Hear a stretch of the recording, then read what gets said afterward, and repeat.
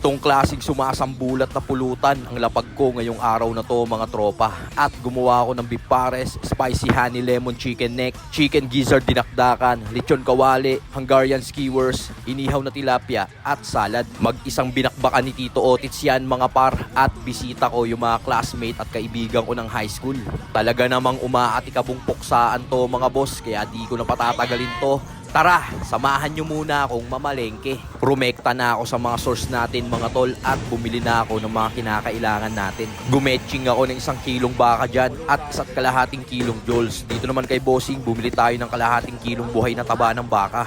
Dito naman tayo sa source ko ng tilapia, bumili tayo ng 1 kilo dyan. At syempre dahil nagutom ang Tito Otis mo par, rumekta na ako dito sa paborito kong mamihan. Almusal mga boss.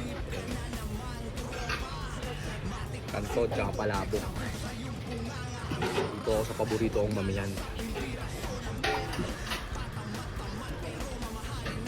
Salamat po. So, sabaw mainit boss. Probo yan. Kanto tsaka palabok. Sarap.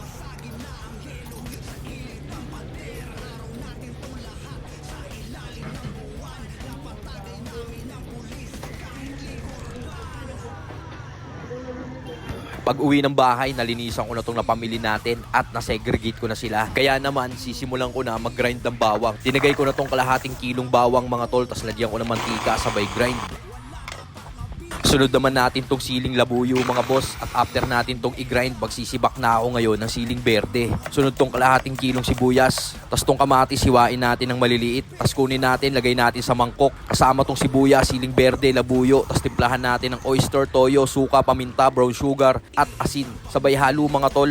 Palit natin tong foil, lagyan natin ng mantika para di dumikit yung tilapia. Tas yan, lagay na natin yung palaman sa loob ng tilapia. Solid na solid yan mga par. Tas yan, balutin na natin ng foil at okay na tong 3 piraso nating pang-ihaw na isda. 1 down pa lang to mga boss, meron pang 6.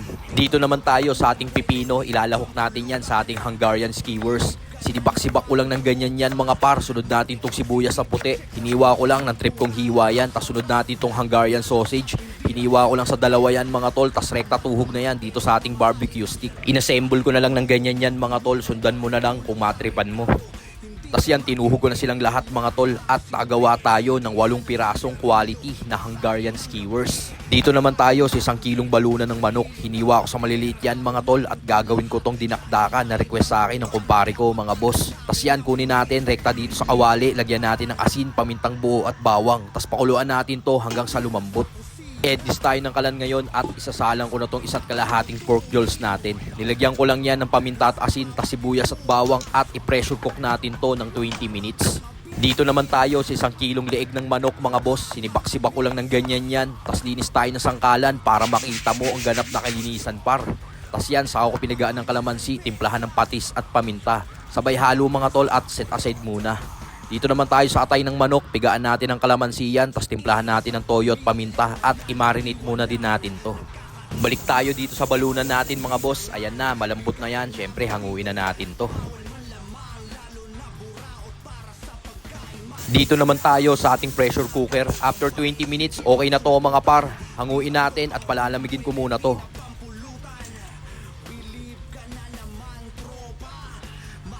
Bomba ulit tayo ng kalan at isasalang ko na tong 1 kilong laman ng baka na pang pares natin. Tubigang umuna yan kasi pressure cook natin to ng 20 minutes.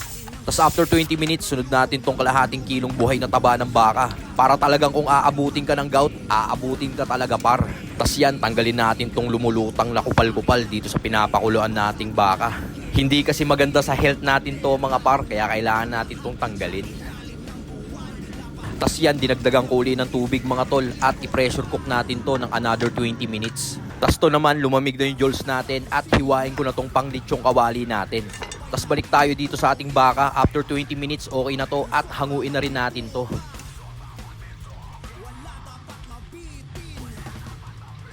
At ito na yung mga pulutan na na-prepare ko mga boss. Dito naman tayo sa ating lettuce.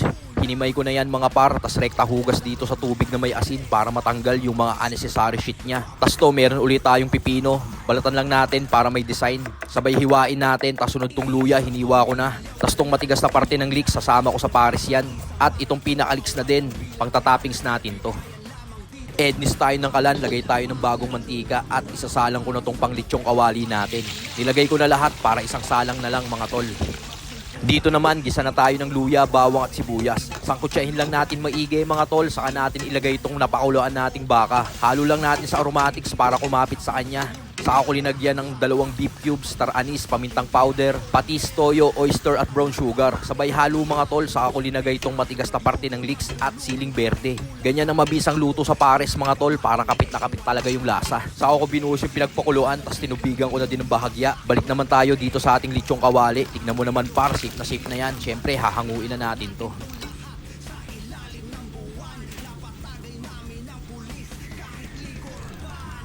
Dito naman tayo sa ating balunan mga boss. Nilagyan ko yan ng potato starch at aromat powder. Sabay haluin natin maigi. Tas rekta dito sa kumukulong mantika.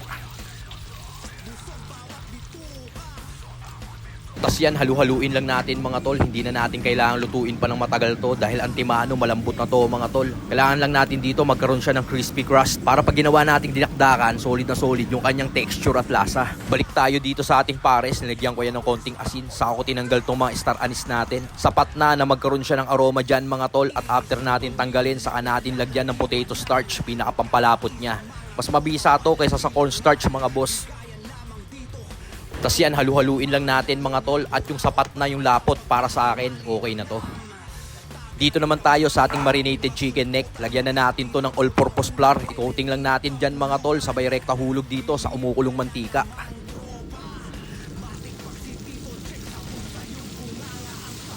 Tas to naman, ipampray na natin tong atay ng manok. At habang nakasalang yan, balik tayo dito sa ating chicken neck. Hanguin na natin to par. Tignan mo naman, ang ganda ng pagkaluto ko dyan. Tas to, sunod ko na tong huling salang.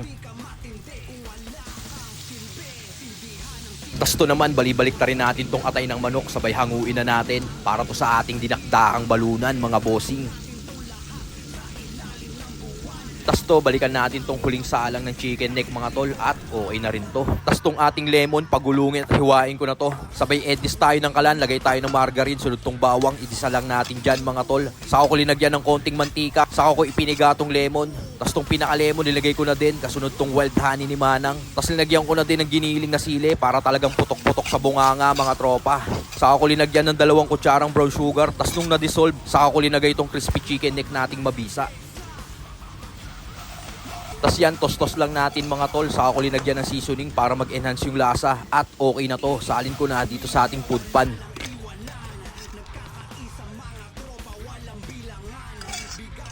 Dito naman tayo sa atay ng manok. Durugin ko na to mga tol. Sabay lagay natin dito sa food pan. Tas tong balunan natin, lagay na rin natin dito. Ihalo natin sa kanya ng ganyan. Saka natin lagyan ng siling berde, siling labuyo. Tas gadgaran na rin natin ng luya. Tas tong sibuyas na pula, lagay ko na. Tas haluin natin maigi mga par. Saka ako pinagaan ng kalamansi. Tas tong isang pack ng mayonnaise, lagay na rin natin to. Sabay halo mga tol. Saka ako linagyan ng konting suka. Tas sili uli para talaga sumasambulan sa mga bibig ng mga bisita ko pag natimusan nila to. Talaga namang napakabisang dinakdakan chicken gizzard to mga boss. Ito naman, lagay ko na dito sa food pan tong ating salad para meron tayong pambalanse. Cucumber, lettuce at white onion lang to mga boss. Panghuli, dito na tayo sa ating crispy litsyong kawali mga boss. Pakinggan mo yung tunog niyan. Crispy crispy yan par.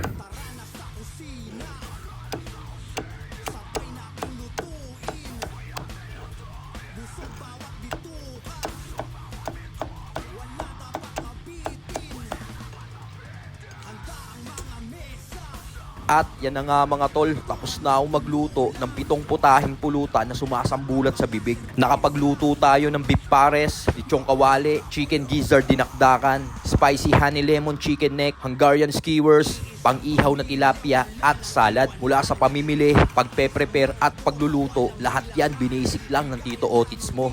So paano mga tol? Tara! Tagay na!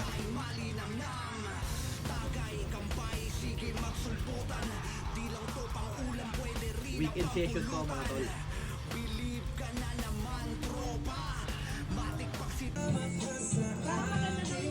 Kasi hindi na pinangawak niya. Minsan lang ako, minsan nasa butik ko lang. Hindi naman nauubos. Yan. Okay. Pero hindi ka nauubos. Wala na. Wala ko tayo gawin yan. Asa si Pyong? Hindi, nalaro ko yung hindi, yung isa. Yung mga ambun-ambun na. Lagi po natin. Ang dami sa pagkakulot. I get wrong when I hear the cry. Girl, you'll understand if your heart was mine.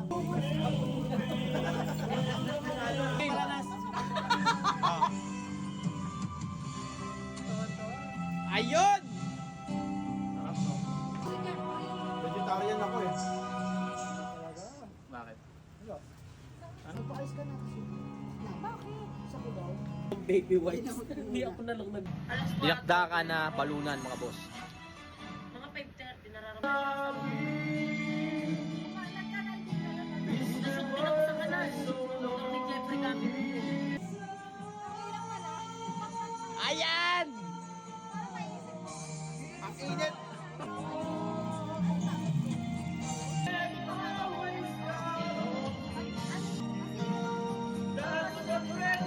Woo! Let us I'll be on your side forevermore. Super chill naman ni Pili. That's what friends are. Huwag na kami ni Tubol. Inihaw ng tilapia. Masarap kahit walang sausawan. Buo yan mga boss oh. Ito yung ating Hungarian skewers. Nice bite mga tol. Hungarian skewers. Ayun oh. Sarap.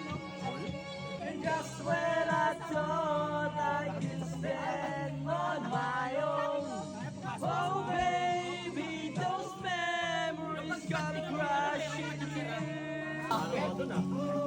Wala kang kaduwit. Tol, siya tayo.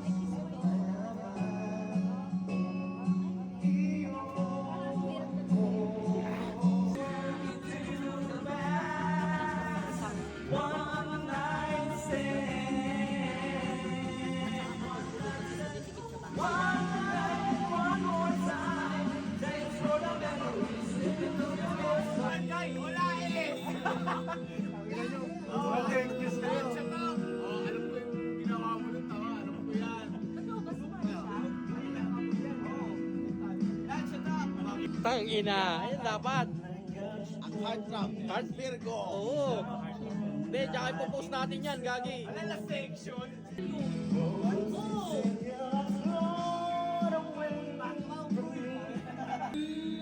Isang paris yan mga boss oh.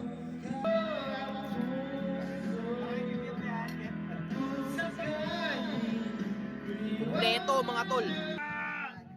Galit na galit dapat. Ano ba ang ubos yan?